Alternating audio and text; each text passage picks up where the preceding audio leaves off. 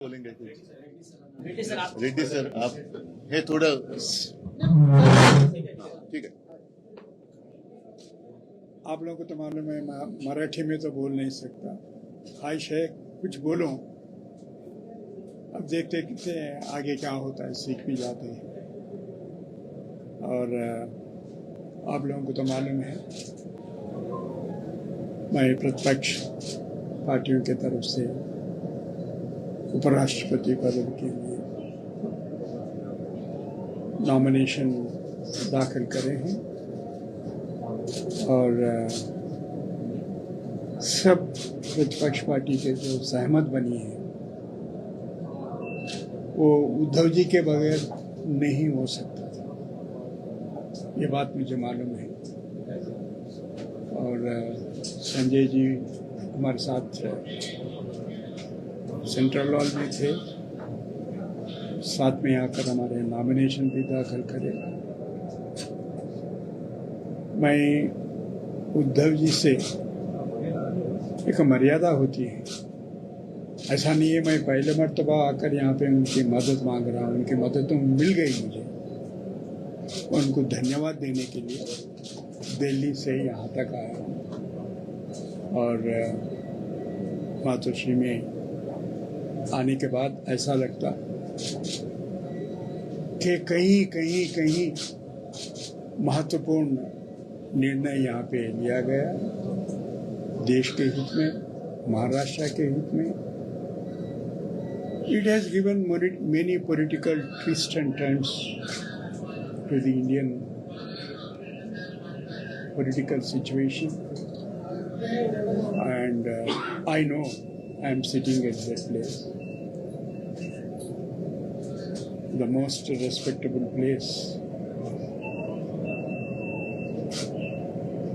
Once upon a time was the abode of Sri Bala Saheb। उनके भी blessings लेने के लिए यहाँ पे आया हूँ मैं, और उनके ब्लेसिंग्स तो मिल ही जाएंगे। अभी इस वक्त कोई खास और आप लोगों से या आपके सामने रखने का भी कोई अवसर तो नहीं दिख पा रहा, और आप लोगों का भी बहुत बहुत धन्यवाद। आप लोगों के भी बेस्ट विशेस हमारे साथ हैं, इसके लिए मैं बहुत आभारी हूँ। धन्यवाद। एक सवाल, जैसे कि एनडीए के उपराष्ट्रपति पद के जो उम्मीदवार हैं उनको वोट्स पाने के लिए यहाँ के जो मुख्यमंत्री हैं देवेंद्र फडणवीस, उन्होंने उद्धव जी को या शरद पवार को फोन करके बातचीत की कि हमारे को समर्थन दीजिए करके। वैसे आपकी कोई स्ट्रैटेजी है कि एनडीए के लोगों से आप बातचीत करें? स्ट्रैटेजी बता सकते हैं क्या पहले? Sir, you have asked a good question. I have almost drafted the letter, both in English and Hindi, appealing to members of parliament, all the members of parliament, irrespective of their party affiliations. Because the electoral college consists of members of parliament, and I do not belong to any political party. Therefore, I think I am the most eligible person to request everyone to support my candidate. Uddhav ji एक प्रश्न आहे, की India अलायन्सकडे विजयासाठी जे आवश्यक संख्याबळ खासदारांचं आहे ते नाही, जे एनडीए कडे आहे। अशा वेळेस गोपनीय मतदान आहे।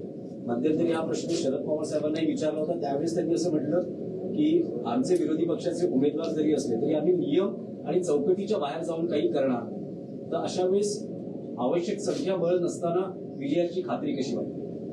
आवश्यक संख्याबळ जरी नसलं तरी मगाशी मी जे बोलताना म्हटलं की देश एका विचित्र परिस्थितीमध्ये नेला जातोय, आणि त्या परिस्थितीत जाण्यापूर्वी जर आपण त्याला थोपवू शकलो तर आपल्या देशातली लोकशाही वाचेल।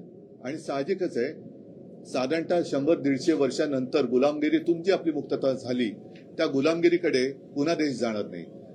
म्हणून मला असं वाटतं की संख्याबळ जर का बघितलं तर नुसत्या संख्याबळावरती निवडणूक अवलंबून असती तर निवडणूक घेण्याचाच अर्थ नाहीये. पण तरी देखील ज्यांच्या मनामध्ये एक गोष्ट आता तुम्ही बोललात की या मतदानात गोपनीयता आहे, त्याच्यामुळे ज्यांच्या हृदयामध्ये छुप्या पद्धतीने का होईना देशप्रेम आहे, असे एनडीए मधले सुद्धा खासदार देशासाठी हे मतदान करू शकतात. त्यांच्या देशामध्ये करायची ते खुलकर वो बात नहीं कर सकते, लेकिन दिल में देश के लिए प्यार है, अशी लोक देशासाठी म्हणून मतदान करू शकतील. म्हणून मी मगाशी म्हटलं की चमत्काराला काही व्याख्या आणि आकार नसतो. तर ही निवडणूक ज्यांच्या मनामध्ये, जसं आता सुदर्शन साहेबांनी सांगितलं की सगळ्यांनाच ते विनंती करणार आहेत आणि सगळेजण जे बघतायत राज्यसभेचा कारभार कसा चाललाय, लोकसभेचा कसं चाललंय, देशाचा कसा चाललाय, सरकारचा कसं चाललंय, सगळेजण बघतात. पण मध्यंतरी फडणवीसांनी तुम्हाला आवाहन केलं होतं किंवा फोनवर जे तुमच्याकडे पाठिंबा मागितला होता, त्यावेळेस त्यांनी असं म्हटलं होतं की एनडीएचे जे उमेदवार आहेत CP राधाकृष्णन हे महाराष्ट्राचे मतदार आहेत, महाराष्ट्राचे राज्यपाल आहेत. आता मतदार यादीतलं त्यांचं नाव हे बघावं लागेल आणि त्यांच्या म्हणजे देवेंद्र फडणवीसांनी मला फोन केला होता, ही गोष्ट सत्य आहे.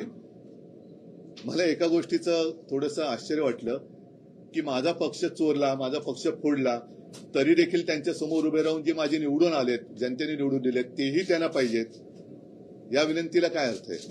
आणि मग तसं जर का पाहिलं तर राष्ट्रपती पदाची जेव्हा निवडणूक होती तेव्हा तर मी न मागता शिवसेनेने त्यांना मतदान केलं होतं. कोणी मला विनंती केली नव्हती. निवडून आल्यानंतर सुद्धा कोणी मला, माझी अपेक्षा नव्हती धन्यवाद सांगायला, पण एक कर्टसी ज्याला म्हणतो, फोन काय आलेला नव्हता. आता जेव्हा गरज असेल तेव्हा वापरा आणि गरज संपली की फेकून द्या, या पद्धतीलाच आता आपल्याला नाकारलं पाहिजे. आजचं मतदान आहे आणि तुम्ही म्हणताय की चमत्कार होईल, तुम्हाला आशा आहे पूर्ण आशा आणि ह्याचं काय सांगड कशी घालतात? आशा ही आशा असते. उम्मीद पे दुनिया कायम. उद्धव साहेब, आज संपूर्ण मुंबई ठीक आहे, मला असं वाटतं नंतर बोलतोय.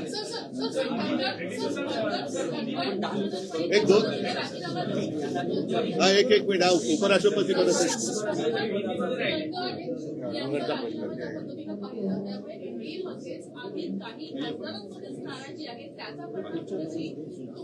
मी बघा असं आहे, वेळ जाण्यापूर्वी जर का कोणी हालचाल केली तर त्याला एक महत्व असतं. वेळ गेल्यानंतर अरे आपण त्यावेळेला हे केलं असतं तर बरं झालं असतं, या नंतरच्या पश्चातापाला काही अर्थ नसतो.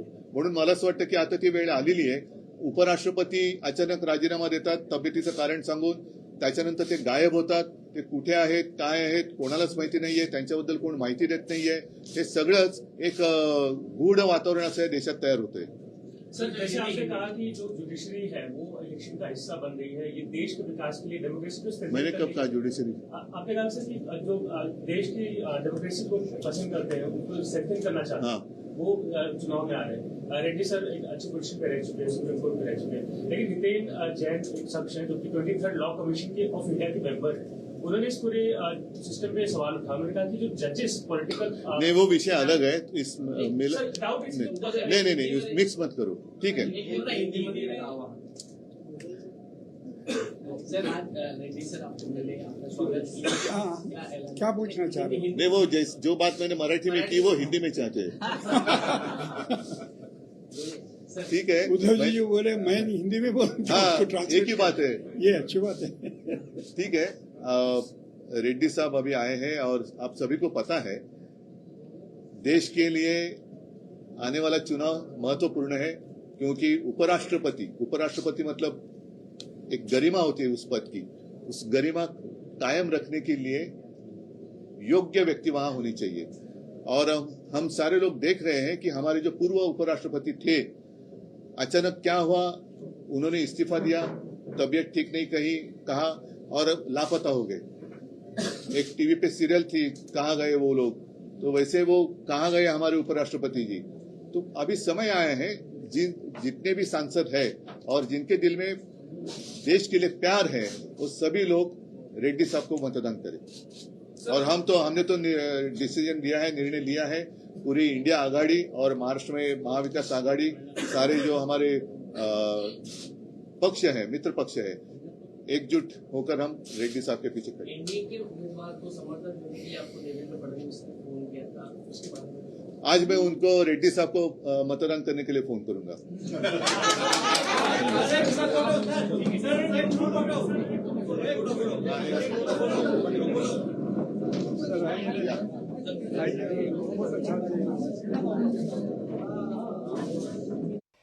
बी सुदर्शन रेड्डी यांनी मातोश्रीवर जाऊन उद्धव ठाकरेंची भेट घेतलेली आहे. संख्याबळ नाही तरी चमत्कार घडेल असा विश्वास उद्धव ठाकरे यांनी बोलून दाखवलाय. नुसत्या संख्याबळावर निवडणूक आधारित असती तर त्याला अर्थ नसता असं देखील उद्धव ठाकरे यावेळी म्हणाले. लोकशाही वाचवण्यासाठी आमचे प्रयत्न असतील असं देखील ठाकरे म्हणतात. संख्याबळ नाही तरी चमत्कार घडू शकतो. एनडीएतले खासदार बी सुदर्शन रेड्डींना मतदान करू शकतात असा विश्वास देखील उद्धव ठाकरे यांनी बोलून दाखवलाय. एनडीएतल्या खासदारांना सध्या खुलेपणानं बोलता येत नाही असं देखील उद्धव ठाकरे म्हणाले.